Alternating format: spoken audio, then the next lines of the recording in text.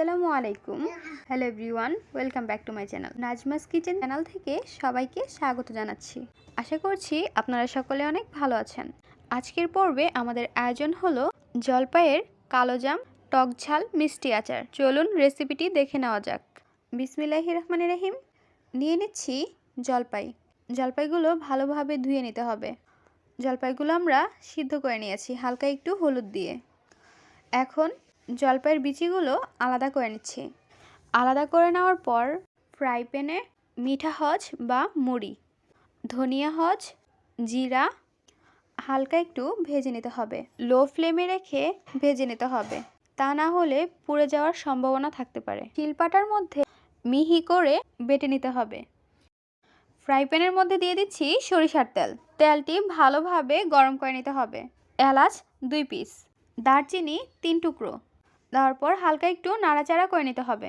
দিয়ে দিচ্ছি জলপাই। জলপাইয়ের বিচি বের করে আমরা মাখিয়ে মিক্সড করে নিয়েছি। এর মধ্যে দিয়ে দিচ্ছি আখের গুড়। এখানে আপনারা খেজুরের গুঁড়ো ইউজ করতে পারেন, আবার চিনি দিয়েও বানিয়ে নিতে পারেন। এখন এর মধ্যে দিয়ে দিব বেটে রাখা মশলা। মশলাটি দেওয়ার পর দিয়ে দিচ্ছি চিলি ফ্লেক্স। এখানে আমরা 1 টেবিল চামচ চিলি ফ্লেক্স দিয়ে দিয়েছি। স্বাদ অনুযায়ী লবণ দিয়ে আমরা নাড়াচাড়া করে নিব। 1/2 টেবিল চামচ বিট লবণ দিয়ে দিয়েছি।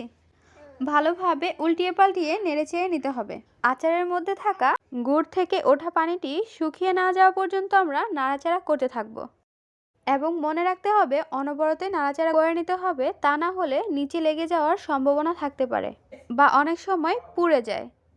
আচারটি প্রায় তৈরি হয়ে গিয়েছে এবং কালার চেঞ্জ হয়ে গিয়েছে। আচারটি এখন আমরা নামিয়ে হালকা একটু ঠান্ডা করে নিব। হালকা একটু ঠান্ডা করে নেওয়ার পর কালো জামের মতো শেপ করে নিচ্ছি। সেমভাবে আমরা সবগুলো একই আকৃতিতে তৈরি করে নেব। তৈরি হয়ে গেল জলপাইয়ের কালোজাম রেসিপি। টক ঝাল মিষ্টি এবং অতুলনীয় স্বাদের একটি রেসিপি। আপনারা খুব সহজেই এই রেসিপিটি তৈরি করে নিতে পারেন এবং খেতেও খুব ভালো লাগে। জলপাইয়ের কালোজাম রেসিপিটি আপনাদের কাছে কেমন লেগেছে তা জানিয়ে দিবেন কমেন্টের মাধ্যমে। ভিডিওটি যদি ভালো লাগে অবশ্যই একটি লাইক করে দিবেন এবং সাবস্ক্রাইব করে আমাদের পাশেই থাকবেন। আজকের পর্বে আমরা এখানেই বিদায় নিচ্ছি গাইস।